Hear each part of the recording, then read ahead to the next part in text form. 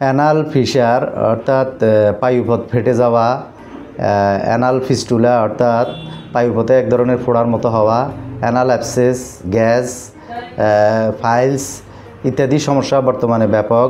তাছাড়া আরেকটি সমস্যা রয়েছে পায়ুপথ সংকীর্ণ হয়ে যাওয়া, যেটাকে অ্যানারেক্টাল স্ট্রিকচার বলে। ইত্যাদি সমস্যাগুলো বিভিন্ন রকমের ওষুধের পার্শ্ব প্রতিক্রিয়ায়, সার্জারি এবং বিভিন্ন রকমের খাবার দাবার এবং ওষুধের পার্শ্ব প্রতিক্রিয়ার কারণে হয়ে থাকে। তো এই সমস্যাগুলো হলে আপনারা প্রথমত এই সমস্ত রোগীরা যারা অশ্বরোগে আক্রান্ত তারা প্রথমত খাবার দাবারের প্রতি সচেতন হবেন। যে সমস্ত খাবার গ্রহণ করলে আপনার এই সমস্যাগুলো বেড়ে যায় সমস্ত খাবার পরিত্যাগ করবেন এবং অবশ্যই হোমিও চিকিৎসা গ্রহণ করবেন।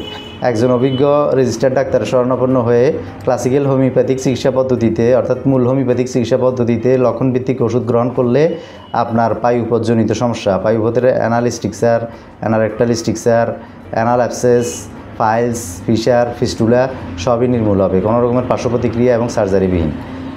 তবে অবশ্যই আপনাদেরকে একজন ডাক্তারের শরণাপন্ন হয়ে লক্ষণভিত্তিক ক্লাসিক্যাল হোমিওপ্যাথিক চিকিৎসা পদ্ধতিতে চিকিৎসা গ্রহণ করতে হবে। আজকে এই পর্যন্ত, সবাই ভালো থাকবেন। আসসালামু আলাইকুম ওয়া রাহমাতুল্লাহি ওয়া বারাকাতুহু।